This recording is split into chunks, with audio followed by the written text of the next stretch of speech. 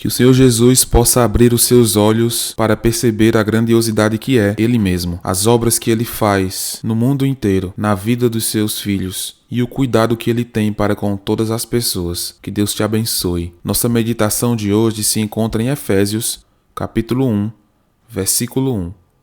O texto nos diz: Paulo, apóstolo de Cristo Jesus, por vontade de Deus, aos santos que vivem em Éfeso e fiéis em Cristo Jesus. Já percebemos que este Paulo descrito aqui, que está enviando essa carta aos irmãos em Éfeso, é um Paulo transformado pela graça de Deus. Antes, alguém que perseguia a igreja, que buscava seus próprios interesses, que tinha em mente uma severidade para com aqueles que eram do caminho, para com aqueles que eram discípulos de Jesus. Agora este mesmo é um discípulo de Jesus. E além disso, ele é um apóstolo de Cristo Jesus. Ele agora é chamado para uma missão que vai além, muito além do que ele imaginava.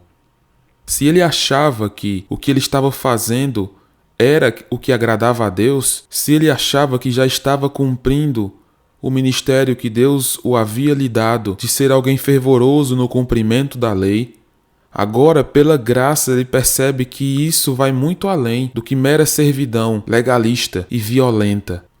Agora este homem é apóstolo de Cristo Jesus, o Deus encarnado que veio para nos salvar, morreu na cruz em nosso lugar. O Deus vivo nos salvou.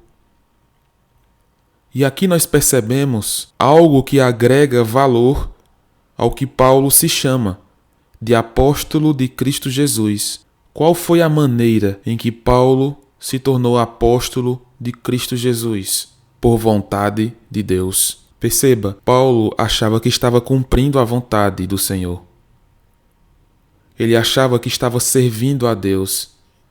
Ele achava que estava fazendo o que era correto. Então, com toda a sua vontade, como nós lemos em Atos, ele respirava ameaças e mortes. Paulo estava inteiramente dedicado àquilo. Toda a sua força de vontade estava nisso, de preservar a lei judaica, de tal forma que o levasse a aprender e consentir na morte de outros que negassem isso. Mas Paulo se encontra com Jesus, e ele nunca mais seria o mesmo. Ele é transformado, as suas vontades são transformadas. O seu ser é transformado. Em Filipenses, Paulo considera tudo o que ele ganhava como refúgio, como algo que pode ser deixado de lado, pela graça, pela glória de Jesus. E aqui o seu ministério, o seu apostolado de Cristo Jesus, não é por sua própria vontade, não é como se ele quisesse se sobressair na frente de outros, não. Ele recebe isso por vontade do Senhor. E aqui nós percebemos mais um contraste, mais uma ironia. Assim como aquele que antes era perseguidor, agora passa a perseguido. Antes aquele que buscava prender os apóstolos, prender os discípulos de Jesus, agora ele está preso. Da mesma forma, antes ele buscava e achava que estava cumprindo a vontade do Senhor. Mas agora, pela vontade verdadeira do Senhor, ele está servindo a Deus como apóstolo. Aprendemos aqui também que Deus é o soberano. Ele é o soberano que escolhe. Nós não determinamos as coisas. Nós não chegamos nem perto de querer fazer com que Deus cumpra a nossa própria vontade. Essa ideia de querermos pressionar Deus para nos dar o que nós queremos, isso não existe, pois Deus é soberano. Ele é o Senhor dos senhores. Ele é o Criador de tudo. Ele é o Deus que cumpre a sua palavra, Ele é o Deus que cria todas as coisas e é providente sobre a sua criação. Nada acontece sem a sua ação. As coisas só passam a existir por causa dele. Então, a gente tem que compreender, todos nós, que nós nunca nos colocaremos no lugar de Deus. Às vezes, porque as circunstâncias estão difíceis, nós começamos a murmurar, com a ideia de que a nossa vontade deveria ser feita em detrimento do que aconteceu. Às vezes até queremos lutar contra o Deus que é soberano, mas é Ele quem escolhe, é Ele quem decide, é Ele quem providencia, é Ele quem permite. Por isso, Paulo aqui, ele é o apóstolo de Cristo por vontade de Deus. Não é como se nós simplesmente quiséssemos. Nós estávamos mortos em delitos e pecados. Nós não queríamos nada com Deus.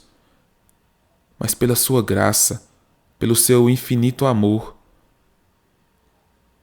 nós podemos viver para Ele, assim como Paulo descreve aqui. O que nós aprendemos também é que esse por vontade de Deus representa que Paulo não faz porque ele é bom, porque ele escolheu, porque ele é um fariseu de fariseus. Nada disso. Nenhuma das credenciais que nós queiramos ter vai ser melhor, vai ser maior que a vontade do Senhor. Nenhuma das nossas credenciais representa nada em relação à vontade e à soberania de Deus. Qual é sua postura diante da vontade do Senhor? Você tem murmurado? Você tem descansado na vontade sábia dele? Ou você tem tentado confrontar ao Senhor? Saiba que até homens que tinham certeza absoluta de que estavam fazendo o que era certo, de que diziam até que estavam servindo a Deus, criados debaixo da lei do Antigo Testamento, esses homens são quebrados por Deus. Paulo é um grande exemplo disso. Ele foi quebrado nas suas crenças, no seu próprio coração, nas suas vontades. E agora, o que nós temos é o apóstolo de Cristo, aquele que leva a mensagem de Cristo e não a própria. Por vontade de Deus, aquele que faz a vontade do Senhor e não a própria. Da mesma forma, todos nós precisamos descansar mais nele. Precisamos buscar a vontade do Senhor. Precisamos ter essa consciência de vida em Deus, de obediência a Deus, de sermos chamados para servir a Deus pela vontade de Deus. E devemos orar como o Senhor Jesus nos ensina a orar: seja feita a tua vontade. Que o Senhor possa te abençoar através desse devocional.